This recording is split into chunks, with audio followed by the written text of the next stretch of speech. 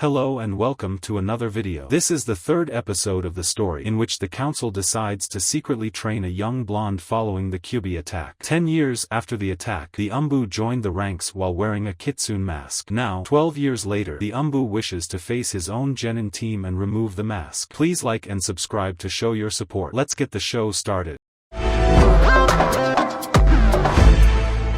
In the quiet sanctity of Hayashi's office, a tension lingered in the air, thickened by revelations and quiet confessions. The clone of Naruto, standing resolute and grave, delivered news that stirred a potent mix of surprise and concern within Hayashi. As the discussion veered towards Hinata, Hayashi's older heart wrestled with a growing unease about his roles both as a clan leader and a father.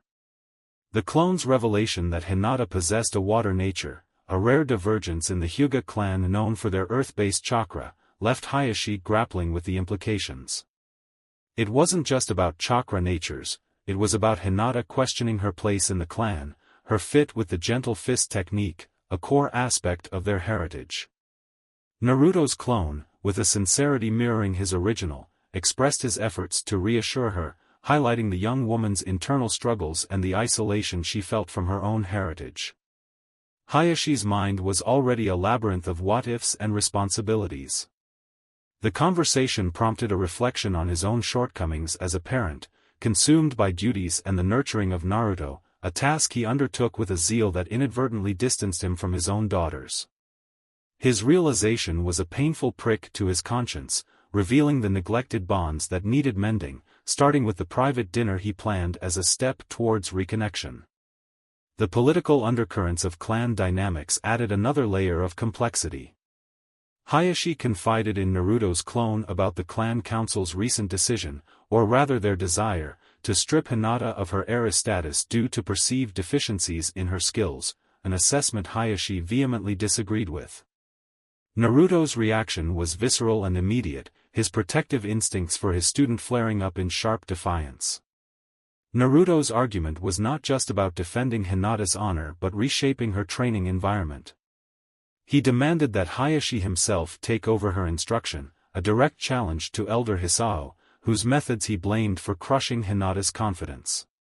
This was more than a mere suggestion, it was a directive, one that brooked no argument, at least from Naruto's perspective. The tension escalated as Hayashi absorbed the audacity of Naruto's stance. Despite his respect and affection for Naruto, Hayashi was taken aback by the boldness of the intervention. His initial reaction was to assert his authority, to remind Naruto of the boundaries of his influence.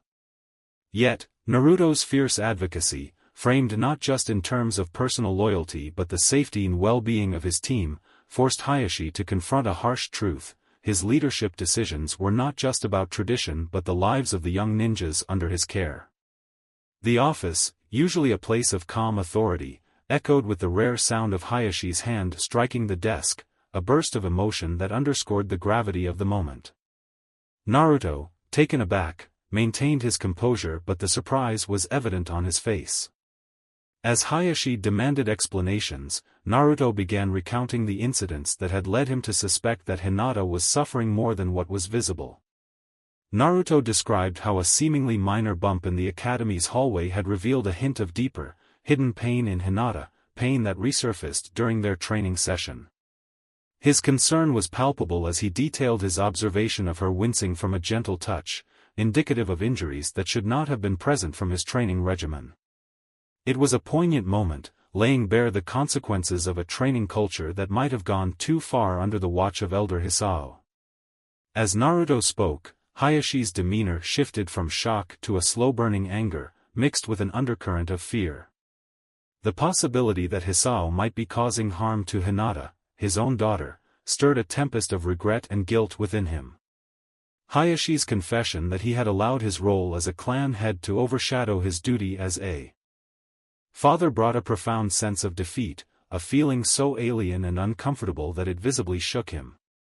Naruto's response, though tentative and uncertain, was filled with an empathy that seemed to bridge the gap between his own experiences and Hayashi's failures. He didn't judge Hayashi but instead acknowledged the complexity of his responsibilities. This understanding, however, did little to assuage Hayashi's self-reproach as he admitted his neglect had perhaps extended beyond what was forgivable. Why not? Naruto's question, simple yet loaded, prompted Hayashi to reflect deeper. The honest answer was his overwhelming commitments, to the clan, to Naruto, to the many demands of leadership. But beneath that, there was an admission of misplaced priorities, a realization that his dedication to other pursuits had cost him the connection with his daughters. Hayashi's acknowledgement of his failings marked a poignant moment of vulnerability. It was a confession that he had lost sight of one of the most critical aspects of his life, his family. This conversation, heavy with the weight of unspoken regrets and newfound resolutions, set the stage for a potential shift in Hayashi's approach to his duties, both as a clan leader and a father. Naruto's expression shifted from indignant to introspective as Hayashi pointed out his obliviousness to his own influence. It was a moment that highlighted not just Naruto's lingering naivete but also the profound impact he unwittingly had on those around him. Hayashi, with his expert ability to read the slightest changes in body language, saw the cascade of emotions playing across Naruto's face: confusion, realization, and then a deep, unsettling guilt. "It is not your fault, Naruto," Hayashi reassured, placing a firm hand on Naruto's shoulder, a gesture meant to ground and comfort.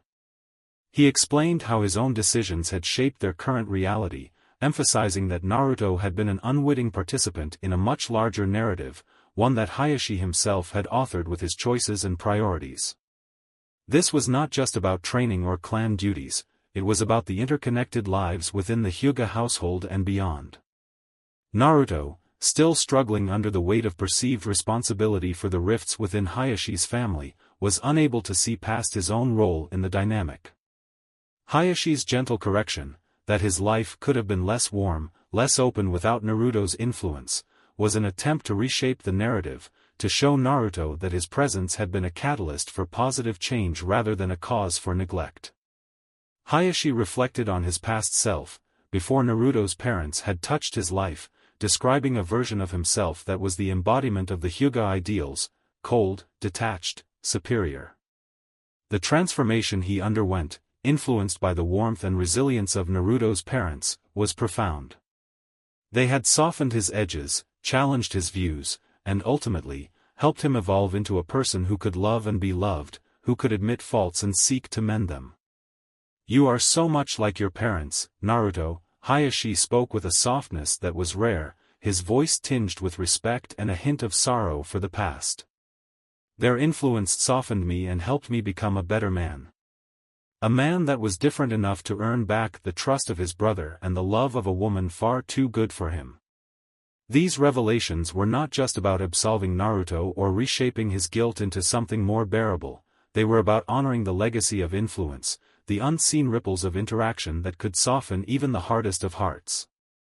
Hayashi's admission was a bridge across generations, linking Naruto not only to the man he helped change but also to the parents he never knew, whose spirits lived on in their son and in the lives they had touched.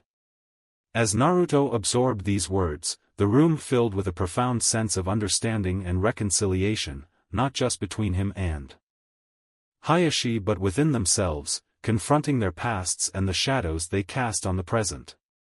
It was a moment of mutual recognition, of past influences and future possibilities, bound by the shared journey of growth and understanding. The haunting flashback transported Hayashi back to a time darkened by grief and regret, a time when his actions were dictated by a cascade of losses that nearly drowned him in despair. The loss of his brother to Kyumo had set off a chain of events that saw Hayashi retracting into a shell of the stern, unforgiving leader the Hyuga elders expected him to be. Hitomi's death shortly after Hanabi's birth had only deepened his anguish, severing one of the few emotional connections that had helped him maintain a semblance of the man he aspired to be.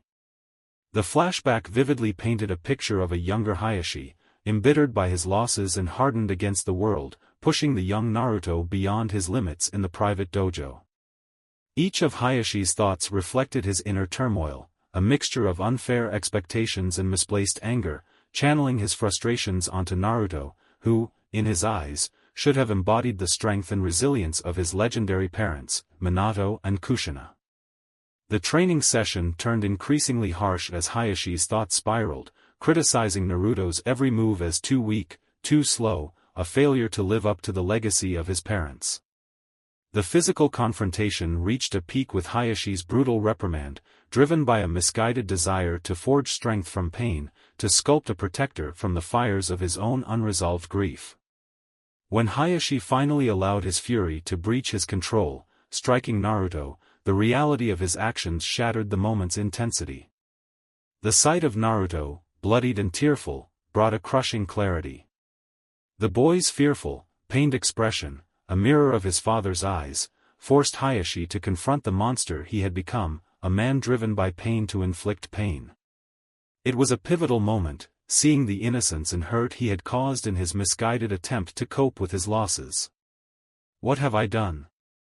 Hayashi's whisper, filled with horror and regret, marked a profound turning point. It was a realization of how far he had strayed from the person he wanted to be, influenced by the very people he had lost and loved.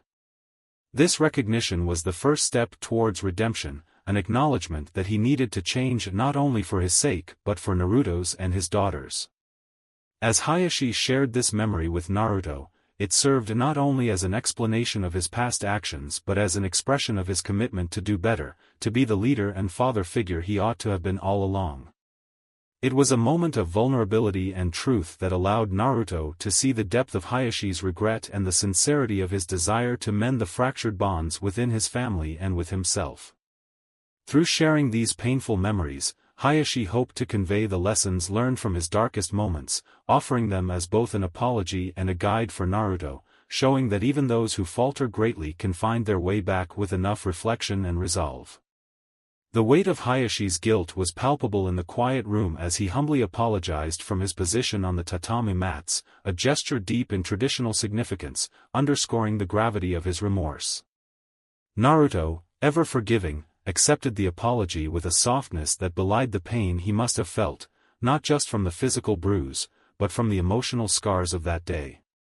As the flashback faded, the present moment between Hayashi and Naruto became a bridge connecting their past conflicts to their current understanding. Naruto acknowledged Hayashi's pain, showing a maturity that likely helped him interpret Hayashi's actions not just with forgiveness but with empathy. It was a forgiveness born from understanding the depths of despair that Hayashi had been plunged into, not just an absolution of guilt. Hayashi's admission, that his actions, while born out of grief and loss, were inexcusable, was a stark acknowledgement of his failures. He recognized that if not for Naruto's presence, the path he was on could have led to even more severe consequences, particularly in how he might have treated his own daughters. Naruto had been a catalyst for change, a reminder of the values Hayashi had once cherished and needed to return to. The silence that followed their exchange was reflective, filled with the heavy realizations of what might have been and the responsibilities that lay ahead. Hayashi's initial resistance to Naruto's earlier request, to take over Hinata's training exclusively, seemed to dissolve as he contemplated the full scope of his past actions and their implications for the future. Realizing the opportunity to make amends not just with Hinata but with himself and his clan, Hayashi finally saw the practicality and necessity of Naruto's request. Training Hinata in the evenings would not only fulfill his duty as a father and clan leader but also allow him to engage more directly in the healing and growth of his daughter, potentially correcting the path they were on. As Hayashi agreed to Naruto's request, his plan to rearrange his duties to accommodate Hinata's training was a testament to his commitment to change. It symbolized a new beginning, a chance to do right by his daughter and by the memories of those he loved and lost. It was a step towards redemption, a gesture that he hoped would mend the fractures within his family and forge a stronger, more compassionate future. This resolution between Hayashi and Naruto, set against the backdrop of their shared history and the complex dynamics of the Hyuga clan, highlighted a profound moment of growth and understanding. It was a testament to the power of forgiveness, the importance of empathy, and the endless capacity for personal redemption. Hayashi's acceptance of Naruto's request to teach Hinata after her daily training with him marked a significant turning point in their conversation. It reflected his willingness to embrace changes that might initially unsettle the traditional structures within the Hyuga clan.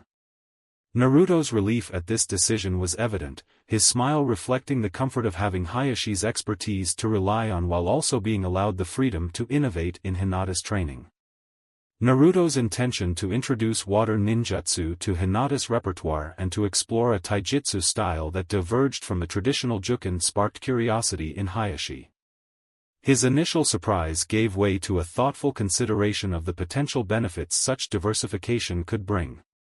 Naruto's proposal to revisit Bagwazang, the more circular, flowing predecessor of juken, seemed like a sensible way to adapt the Hyuga style to better suit Hinata's unique strengths and challenges. Hayashi's response was cautious yet open-minded. He recognized the importance of evolving their techniques and acknowledged that while the elders might resist such changes, the foundational nature of Bagwazang could provide a justifiable basis for this innovation.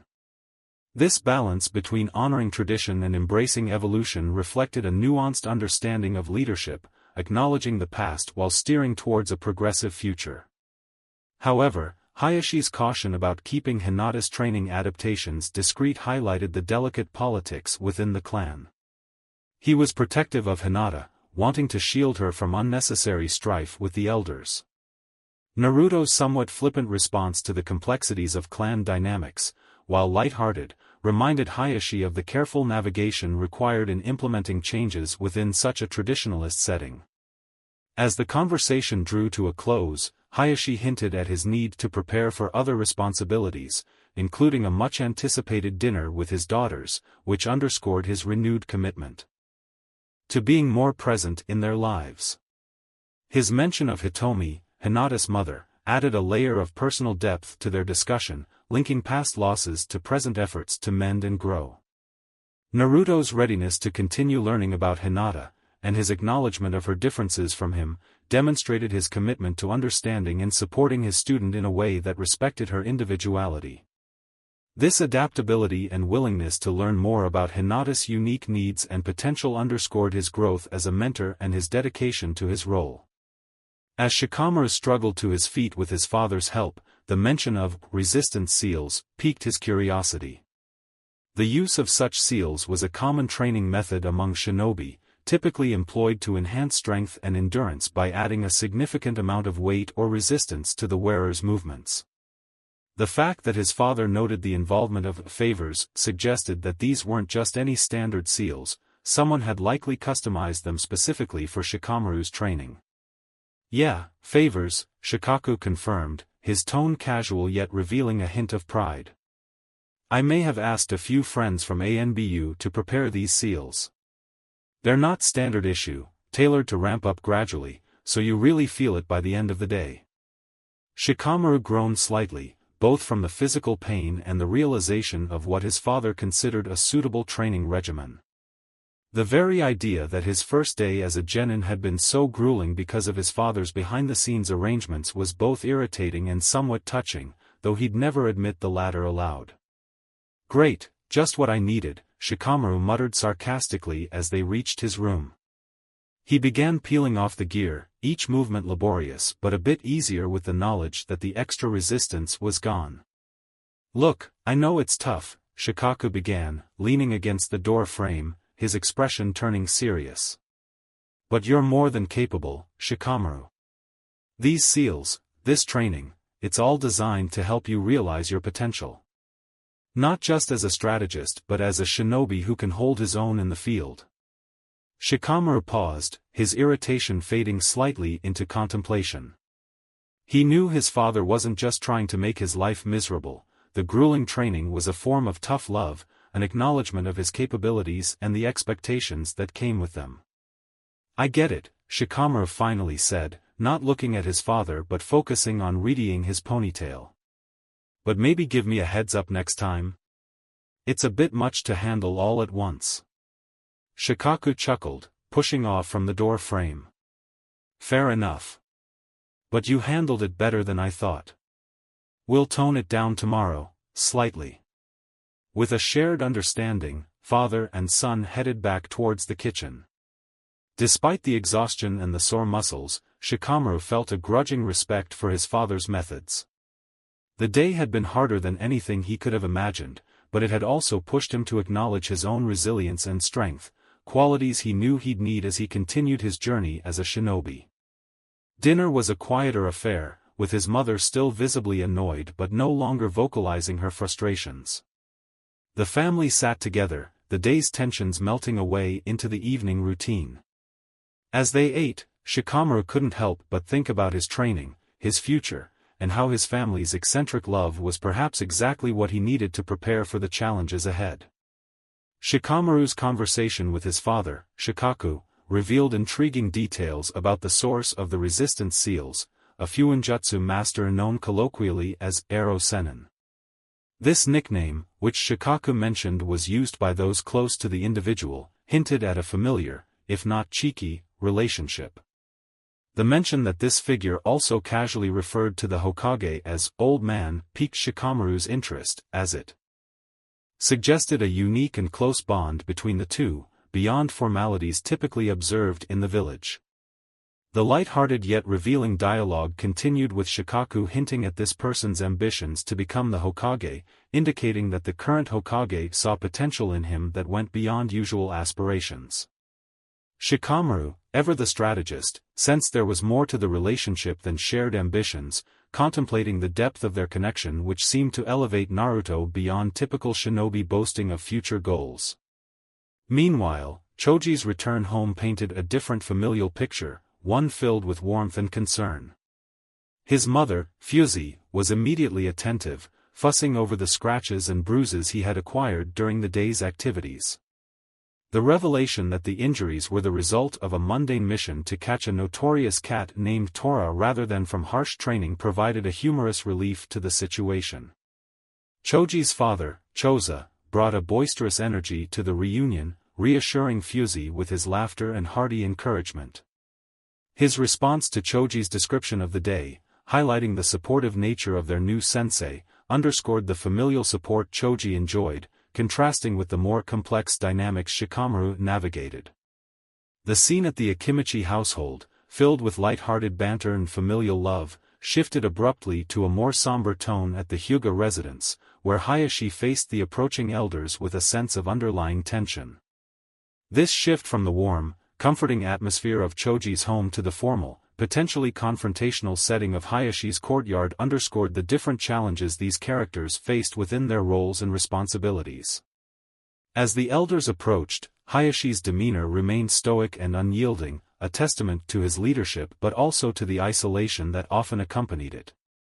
Elder Hisao, a figure already established as a source of discord within the clan, led the group, his presence signaling the likelihood of a contentious discussion.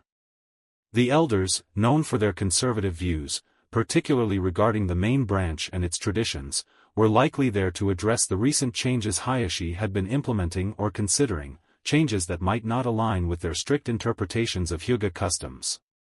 The potential for conflict was palpable, not only because of the elders' resistance to change but also due to the underlying power dynamics at play. Hayashi, by waiting for them to come to him rather than meeting them halfway, subtly asserted his authority and control over the situation. This small act of defiance might seem trivial to an outsider, but within the clan, it was a clear statement of his stance and his readiness to defend his decisions regarding the clan's future and his daughter's training.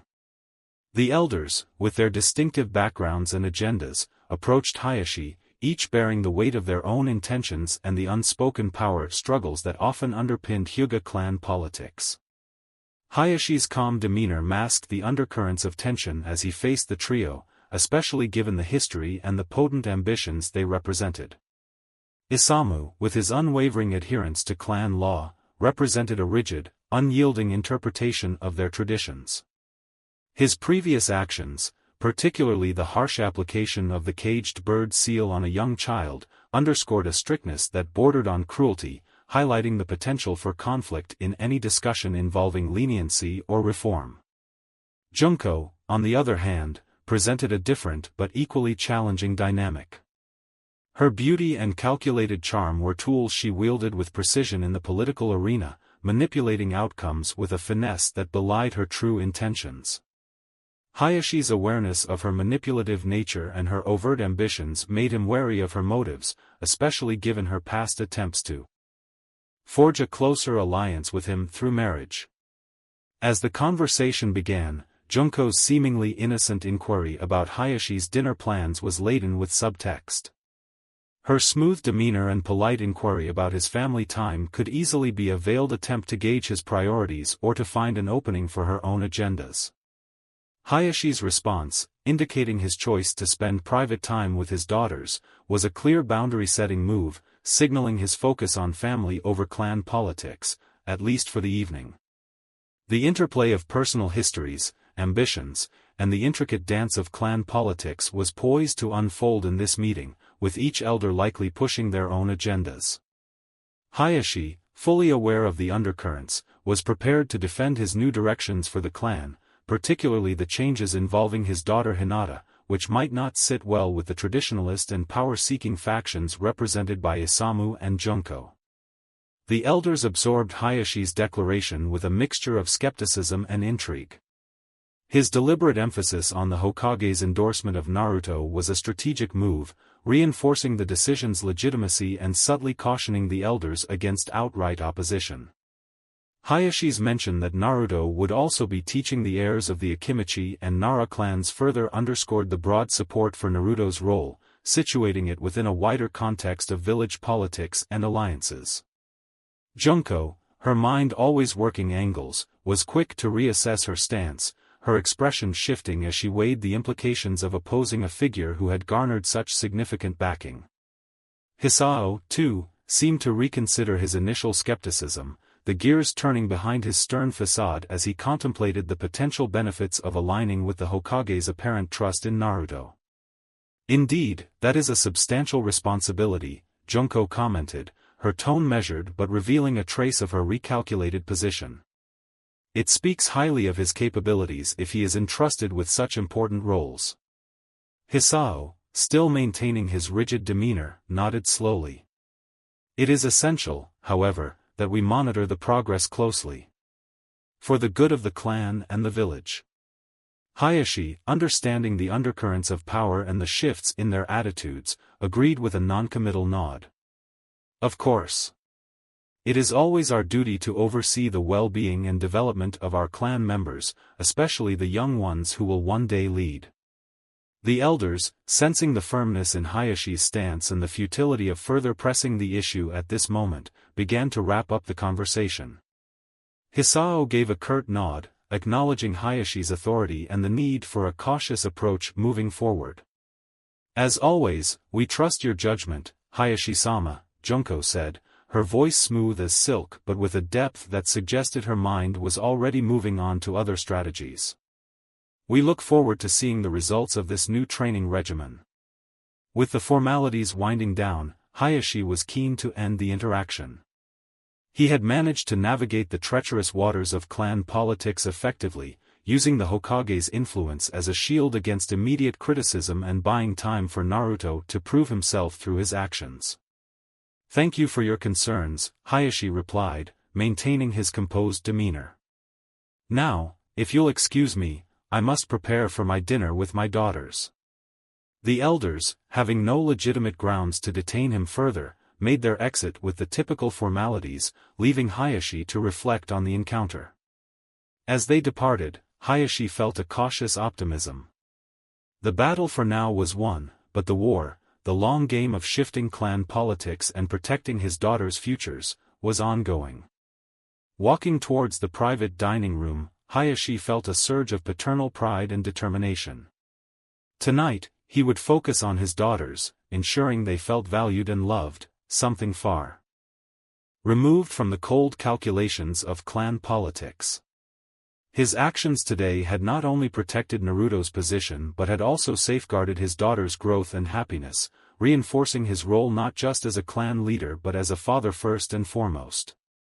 Hayashi, as he watched Hanabi and Hinata interact, felt a mixture of regret and resolve.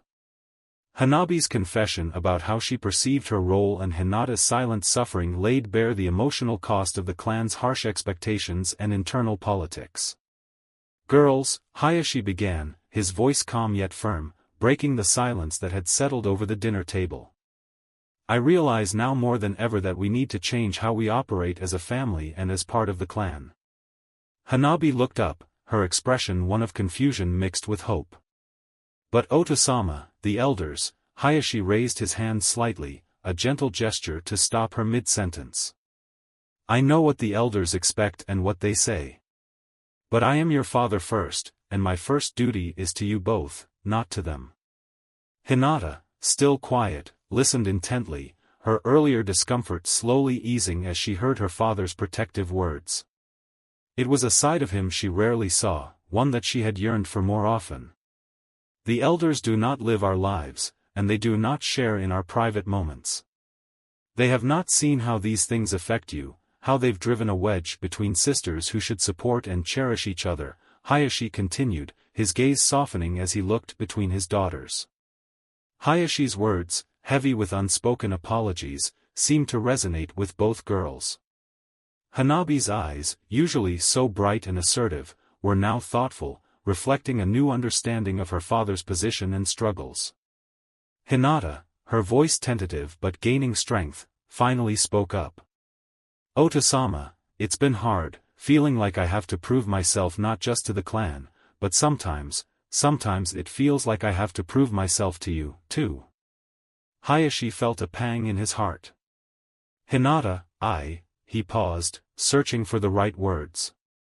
I've been wrong. I've let the clan's traditions dictate how I parented, afraid of showing favoritism, afraid of being seen as weak.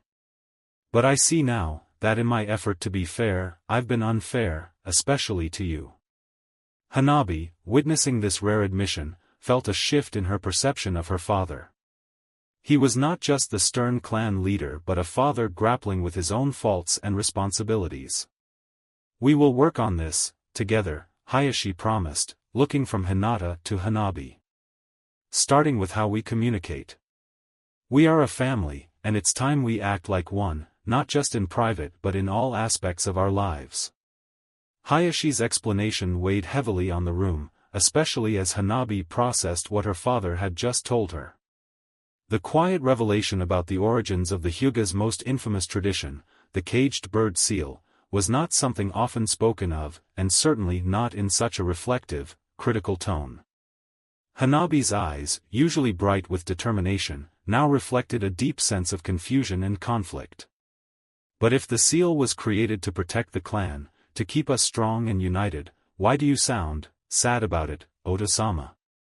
Hanabi asked, her voice soft and uncertain, struggling to reconcile the praise she had received for embracing the clan's traditions with her father's obvious disapproval. Hayashi paused for a moment, weighing his response carefully.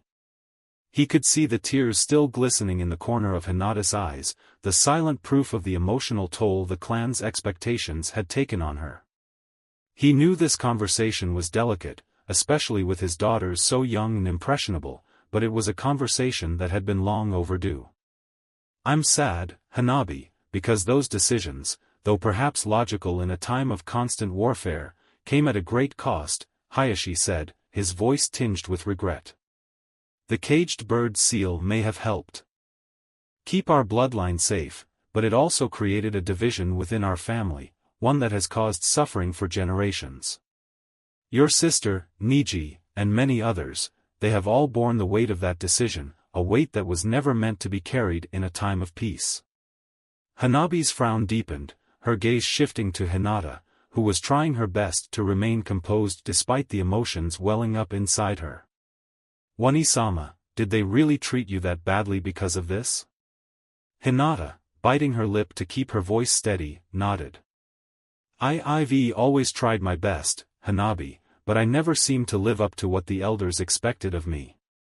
I was never the strong, decisive heir they wanted. But I always wanted to protect our family, even if they thought I wasn't capable. Hanabi's hands clenched in her lap, her confusion growing more evident. But why? Why would they say all those things about you if you just wanted to protect the clan, too? Hayashi, sensing his daughter's confusion, leaned forward slightly, his voice becoming more resolute. The elders see strength only in one way, through power, control, and the rigid upholding of tradition. They fear that Hinata's gentle nature, her kindness, might lead to a weakening of the clan, but they do not understand that true strength can take many forms.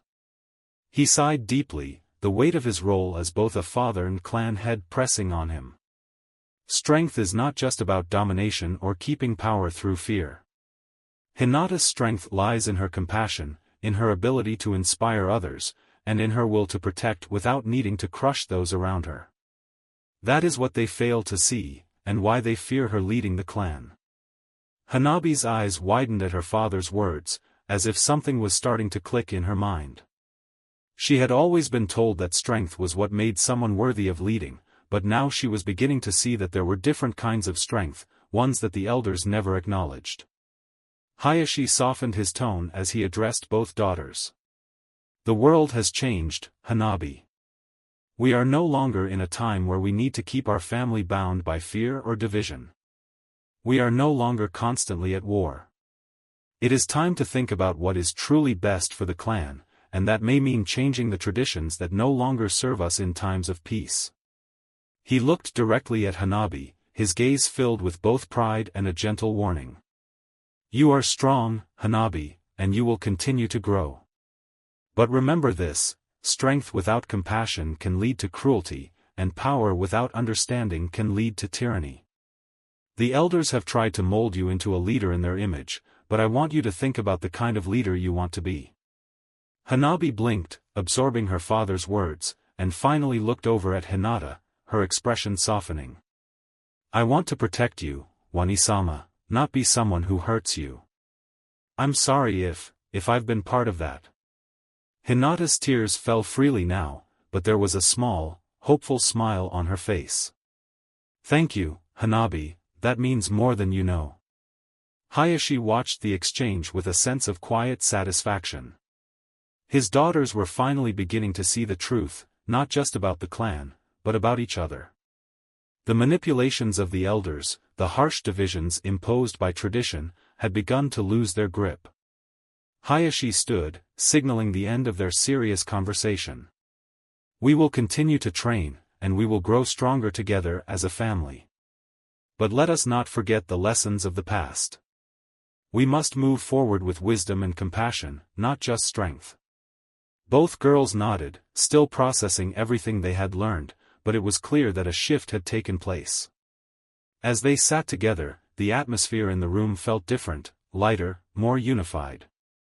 Hayashi, though aware of the challenges still ahead, allowed himself to hope that this dinner marked the beginning of something new, not just for his daughters, but for the future of the Hyuga clan.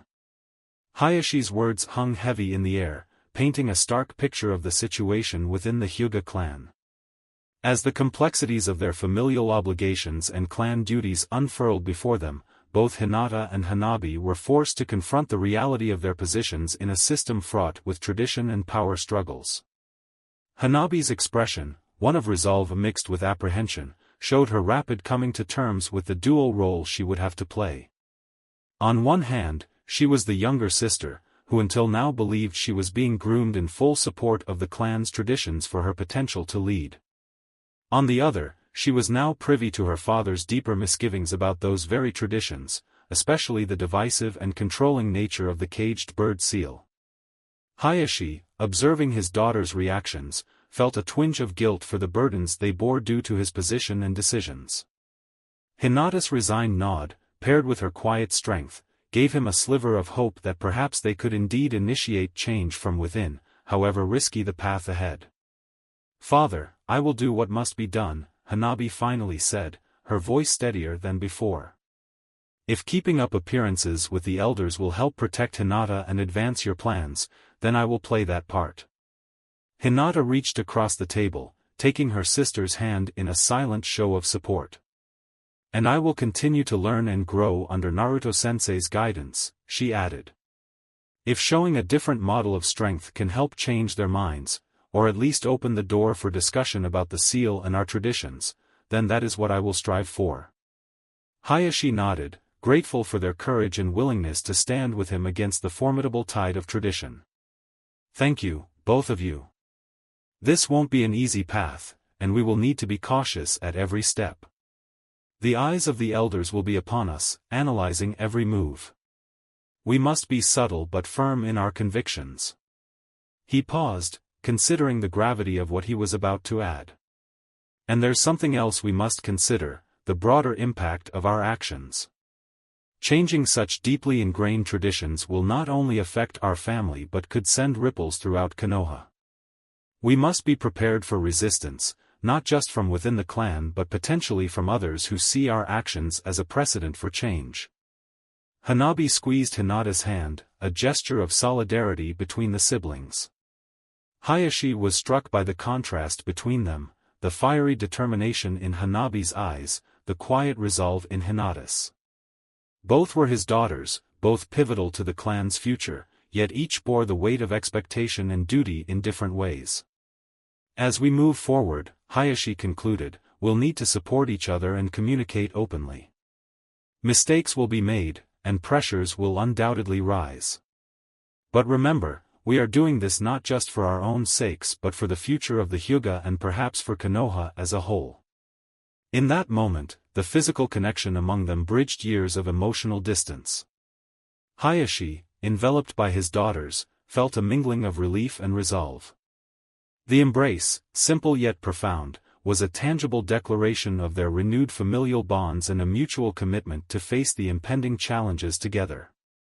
As they held each other, the usual stoicism that characterized Hayashi's demeanor gave way to a more tender openness. It was a vulnerability he rarely showed, conditioned as he was by years of upholding a facade of unwavering strength and authority as the clan head. But now, surrounded by his daughters, he allowed himself the freedom to just be their father, unburdened by the heavy mantle of leadership. Hinata, her tears a silent testimony to her gratitude and renewed hope, tightened her grip on her father and sister. Her voice was soft, almost a whisper, yet it carried the weight of her emotions clearly. "I always hoped for this, for us to be together like this, without the shadows of the clan's expectations dividing us."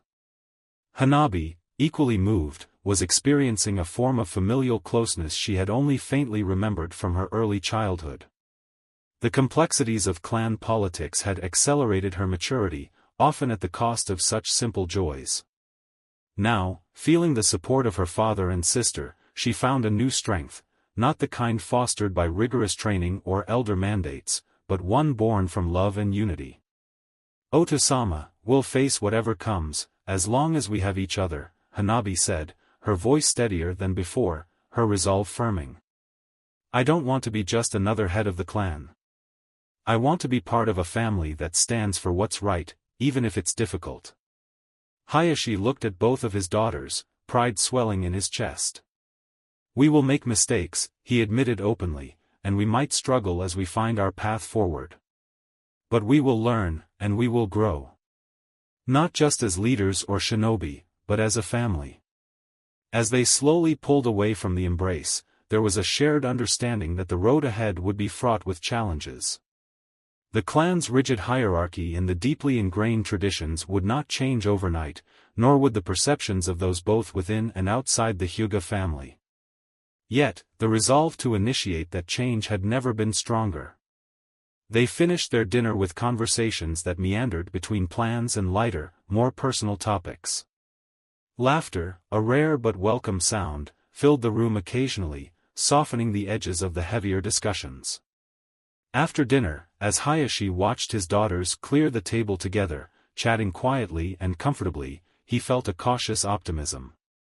The healing that had begun in their small circle was a beacon of hope, not just for their own relationship but perhaps, in time, for the entire clan. The journey would require patience, wisdom, and a great deal of courage, but for the first time in many years, Hayashi believed it was possible. They had taken the first steps on a long path towards reconciliation and reform, driven by a collective strength that promised to redefine the legacy of the Hyuga clan. Naruto crouched low in the bushes, his cerulean eyes trying to catch even the faintest trace of movement or sign that his target had been through the area. The thick forest outside of Konoha was bathed in darkness, with only the faint light of the moon filtering through the dense branches overhead. Every sound was amplified, every shadow deepened, and every flicker of light made his pulse quicken. He had been on this trail for hours, meticulously following the nearly imperceptible clues his target had left behind, clues so faint they may as well have been non-existent. Where is she? Naruto mused, his thoughts racing as he scanned the ground and the air around him. No footprints, no broken branches, no scent, his target was a master at covering her tracks. Just as frustration started to creep in, a glimmer of light caught his eye. A tiny leaf on a nearby bush, shimmering slightly in the moonlight as it twisted in the breeze, its stem barely attached to the branch. It was a subtle clue, but Naruto knew it was something. Following the trail, bit by bit, he finally emerged into a small clearing after what felt like an eternity of searching. His heart sank as he stood there, breathing heavily. She was nowhere in sight. Took you long enough, pup.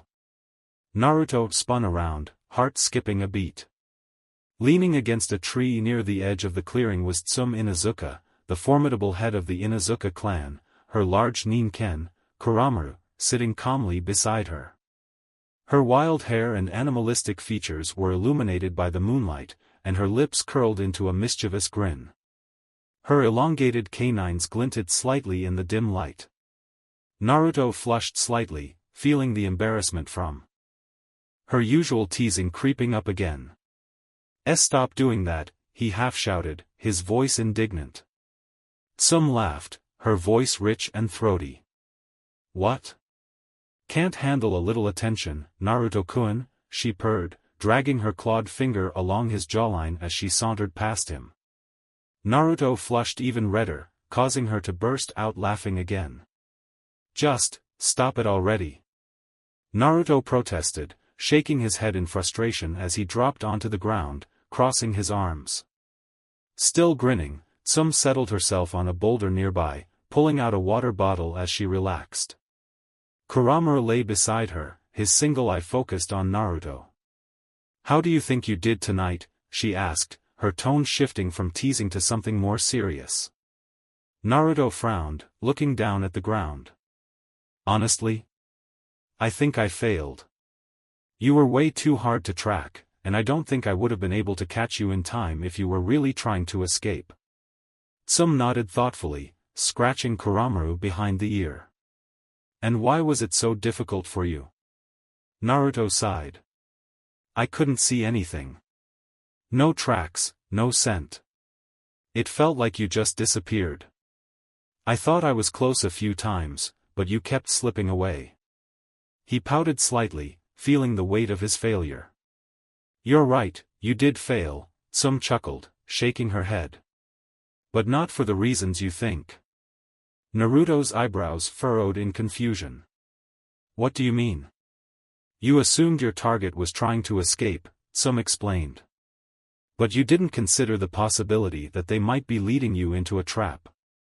Naruto blinked, his confusion deepening. Let me show you something, Tsume said as she stood up. She approached Naruto, her fingers moving to unzip her flak vest. Naruto, panicking, immediately covered his face, looking away. What are you doing? I'm not a pervert. With a growl, Tsume smacked him hard on the head. What do you take me for, brat? Just look.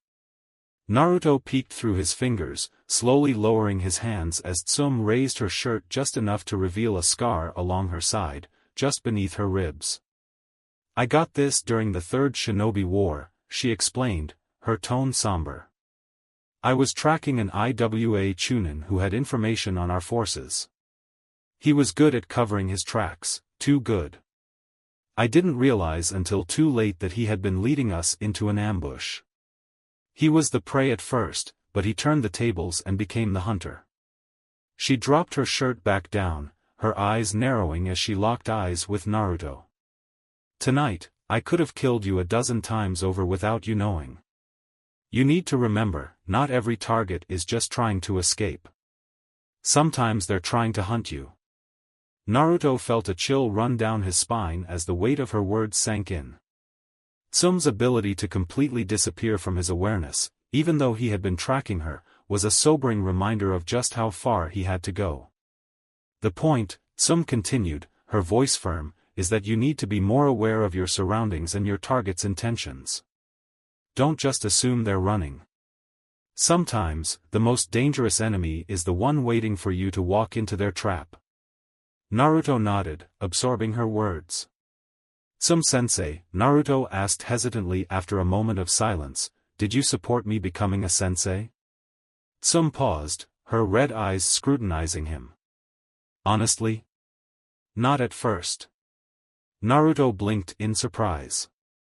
Why not? It's not you I don't trust, she said after a moment, her tone softer. It's that I was worried about how immature Genin would handle someone like you. Especially my son, if you had picked him for your team. Kiba? Why wouldn't we have gotten along? Sum shook her head, chuckling softly. It's not that you wouldn't get along.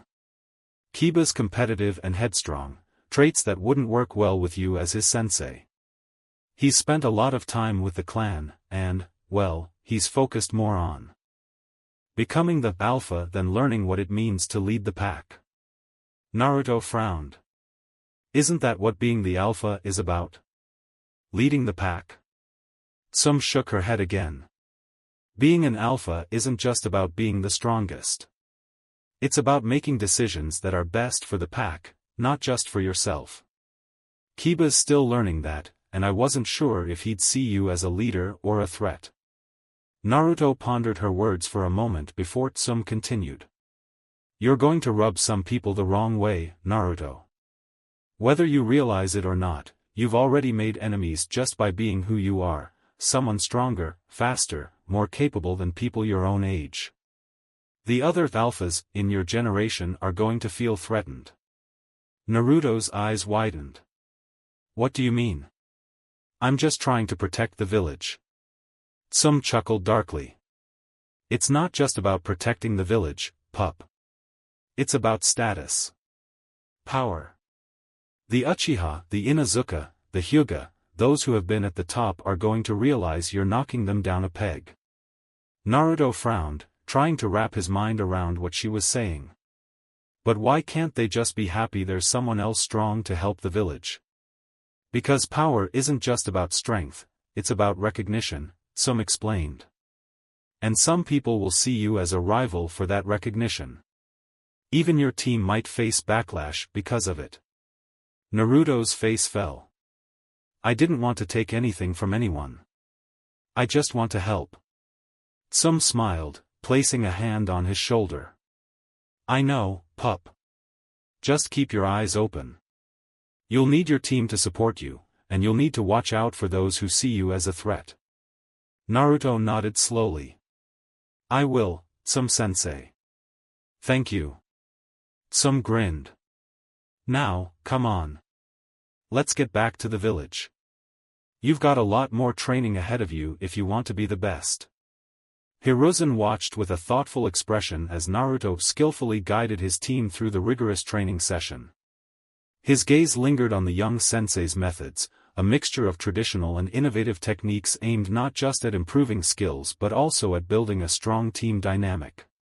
He noted Naruto's careful attention to each Genin's reactions and needs, particularly how he managed Hinata's more reserved nature and Shikamaru's strategic mind. The training had been tough, clearly designed to push the team to their limits and beyond. It wasn't just about physical endurance or chakra control, it was also about mental resilience and teamwork. Hiruzen appreciated Naruto's emphasis on mutual support and cooperation among the team members. This was exactly the kind of leadership he had hoped Naruto would exhibit, a stark contrast to the isolation and hardship the young ninja had endured himself. Shikamaru's approach to training, thoughtful and analytical, caught Hiruzen's attention. The boy's ability to connect clues and seek deeper understanding was remarkable for his age. It was clear that he wasn't just passively accepting the training, he was actively trying to understand the underlying principles and their applications. Hinata's progress was equally significant. Under Naruto's guidance, she was slowly but surely stepping out of her shell, gaining confidence not just in her abilities but in her role within the team. Her unique skills, particularly her Byakugan, were being honed in ways that emphasized both individual prowess and team utility. Hiruzen's mind drifted to the broader implications of Naruto's leadership. This was a crucial period not just for Naruto and his team, but for the village as a whole. As Konoha continued to recover and rebuild from past conflicts, fostering a new generation of shinobi who were strong, capable, and compassionate was essential. Naruto, with his unique background and experiences, brought a fresh perspective to what it meant to be a shinobi. The third Hokage's thoughts were interrupted as he noticed Naruto gathering the team for a final debrief. The young sensei's words were encouraging, focusing on the progress they had made and the areas where they still needed to improve. It was clear that Naruto cared deeply about his team's development, not just as ninjas but as people.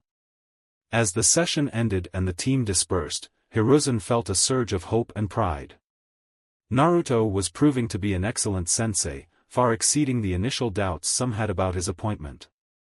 The bonds forming among the team members and their growing skills were testaments to his effective mentorship. Satisfied, Hiruzen leaned back in his chair, pondering the future. With ninja like Naruto at the forefront, the next generation of Leaf Shinobi would be one of the most formidable yet. He looked forward to seeing how much more they would grow under Naruto's guidance, and how they would eventually stand tall as the new protectors of Konoha. Hiruzen took the scroll from the Chunin, his hands steadied despite the churn of concern in his gut. The seal of the fire daimyo was unmistakable, and the urgency with which it had been delivered suggested its contents were of significant importance. He dismissed the Chunin with a nod, his expression unreadable as he broke the seal and unrolled the parchment. The message was brief, but its implications were profound, echoing the quick spread of information that Lady Shirjimi had hinted at. The daimyo was inquiring about the rumors of a young, exceptionally powerful shinobi leading a genin team in Konoha, the very description fitting Naruto. It was clear that Naruto's emergence was drawing eyes at the highest levels, not just within the village but beyond its walls. Hiruzen's eyes narrowed as he read through the diplomatic phrasing, each word carefully chosen to inquire yet not accuse, to express interest without overt concern. It was a balancing act of political tact, but the underlying message was clear. The daimyo wanted assurance that what was happening in Konoha would not upset the delicate balance of power or expose the village to new vulnerabilities. Setting the scroll aside, Hiruzen leaned back in his chair, his mind racing through the potential repercussions. Naruto's identity as both the son of Minato Namikaze and Kushina Uzumaki and as the Jinchuriki of the Nine Tails was bound to attract attention, but Hiruzen had hoped to manage the revelation more discreetly, at least until Naruto was ready to handle the inevitable political and social pressures that would come with it. Now, with the daimyo's direct interest, Hiruzen recognized the need to accelerate his plans. He would need to prepare Naruto not just for the rigors of leading a team, but for the scrutiny and responsibility that his heritage and unique abilities would attract. With a deep sigh, Hiruzen stood, his decision made. He would need to discuss this development with his advisors, perhaps even convene a meeting of the Jonin Council. But first, he needed to speak with Naruto. It was crucial that Naruto understand the broader implications of his role and the attention it was drawing. He would need to tread carefully, balancing his duty to his team and his growth as a shinobi with the larger responsibilities his existence imposed on the village. As he made his way out of the mission room, Hiruzen's thoughts lingered on Lady Shijimi's parting words and the cleverness she had employed in ensuring her husband received news of Naruto's actions. It was a reminder of the intricate web of alliances and observations that governed their world, a web that Naruto was now unavoidably entangled in. Hiruzen felt a blend of pride and concern. Naruto had the potential to be one of Konoha's greatest shinobi, a leader who could shape the future of the village and perhaps the entire shinobi world. But with great power came great scrutiny, and Hiruzen knew all too well the burdens that scrutiny could impose. As he walked through the corridors of the Hokage Tower, his pace steady and his mind busy with plans, Hiruzen was resolved to do all in his power to support Naruto, to guide him through the trials ahead. He would shield him when necessary, educate him when possible, and stand by him always. Naruto was not just his student or the village's weapon, he was a young man about to step into a destiny that would test him to his limits. Hiruzen hoped he was ready. For Naruto's sake, and for Konoha's. Hiruzen remained seated, calm as always, even as Naruto's voice rose in protest. The young Jonin stood before the Hokage, his frustration palpable, a storm of emotions swirling beneath his masked face. "Listen, Naruto," Hiruzen began in a measured tone, carefully choosing his words. "I understand your concerns. I wouldn't have considered this if I didn't believe in your judgment. But we don't always get to decide when our genin are ready. Sometimes, they must rise to the challenge." Naruto shook his head in disbelief, pacing slightly. "But it's too soon. We've only been together for a few days. They've barely scratched the surface of what it means to be shinobi. Throwing them into a C-rank mission now, outside the village, is dangerous. I don't want to see them get hurt because of something I failed to prepare them for." The Hokage leaned forward, his gaze soft but firm. "I wouldn't be assigning this mission if I thought it was beyond them. This is a relatively low-risk C-rank, escorting a merchant caravan to the border. There's always a risk, yes, but it's time for your team to experience something more than D-rank missions. They will need to grow, Naruto. You must allow them the opportunity to do so." Naruto stopped pacing, taking a deep breath. He knew the Hokage was right. He had been training his team hard, building their foundations and pushing them to improve.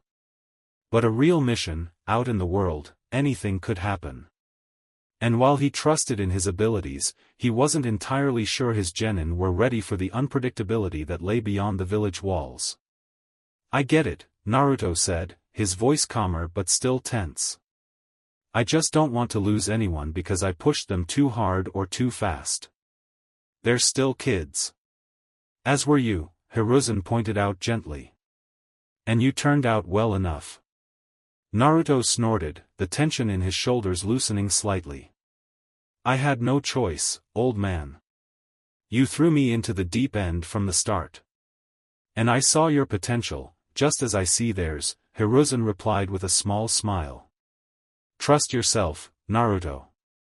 Trust them." There was a long silence as Naruto stood there, arms crossed, weighing his options. His mind raced through everything he had learned about his team, Shikamaru's sharp mind, Choji's resilience, Hinata's quiet determination. They had the potential, he knew that much. But were they ready? Hiruzen's voice broke the silence. "You've trained them well. And this mission, though a challenge, is a stepping stone. You will be there to guide them, just as your sensei once guided you." Naruto exhaled deeply. "All right," he finally said, his voice resigned. "I'll take the mission. But if anything goes wrong, I trust your instincts, Naruto," the Hokage assured him. "I know you'll do what's best." Naruto gave a short nod before turning to leave the office, his mind already shifting to preparations for the mission. He couldn't shake the nagging feeling that something wasn't right, but he'd face it head-on, just like always. He wouldn't let anything happen to his team. As he reached the door, Hiruzen's voice stopped him once more. "Naruto," the Hokage said, his tone a little softer, "I'm proud of you. You're doing well." Naruto paused, not turning around but letting the words sink in. A small, almost invisible smile crept beneath his mask. "Thanks, old man." And with that, he was gone, disappearing into the evening air of Konoha, ready to face the next challenge with his team. Hiruzen sat back in his chair, watching the space where Naruto had stood, the plume of smoke from his pipe slowly dissipating into the room. A lot rode on Naruto's shoulders, more than the boy even realized. But if anyone could bear that weight, it was him. Hiruzen only hoped that this mission would be the step forward that both Naruto and his team needed, and not something more dangerous than any of them could anticipate. Naruto's experience at the Akimichi home unfolds with a mix of anticipation and nervousness, reflecting his unfamiliarity with family dinners due to his unique upbringing. The moment he arrives, he is greeted warmly by Choza, who quickly realizes Naruto's anxiety and attempts to make him feel comfortable. As they move into the house, the environment is friendly and inviting, filled with personal touches that speak to a close-knit family life. The smell of ramen, a comfort to Naruto, fills the air and sets the stage for a more relaxed evening, though he is still under the weight of maintaining his Anbu persona. Fusey, Choji's mother, introduces herself with a mixture of curiosity and warmth, eager to know more about the mysterious Anbu who is training her son. Despite her good intentions, her questions about Naruto's mask and identity highlight the barriers his duty imposes on more personal interactions. She expresses a desire to understand the man behind the mask, hinting at the village's mixed perceptions of him. During the dinner, Naruto tries to connect by sharing what little he can about himself, revealing his ambitions and some personal likes and dislikes, which surprises Fusey, especially his aim to become Hokage. The conversation takes a turn when Naruto openly addresses the rumors about him, trying to clarify his true nature and intentions. The dinner scene is punctuated by moments of lightheartedness, particularly when Naruto teases about Choza having seen his face before. This playful revelation leads to a series of emotional reactions from the family, blending humor with a touch of drama as they grapple with their curiosity and respect for his privacy. The evening is abruptly interrupted by an Anbu's arrival, requesting Naruto's presence back in the village for Hokage's orders, adding a layer of duty and responsibility that always looms over his personal interactions. Thanks for watching. If you enjoyed this video, smash that like button and subscribe for more content. Support the original author by clicking their profile link in the pinned comment of the first video of this series. They deserve the love. Want early access and exclusive content? Join my Patreon community, link below. Your support fuels these videos. Drop a comment with your thoughts, and I'll catch you in the next video. Stay entertained, stay safe.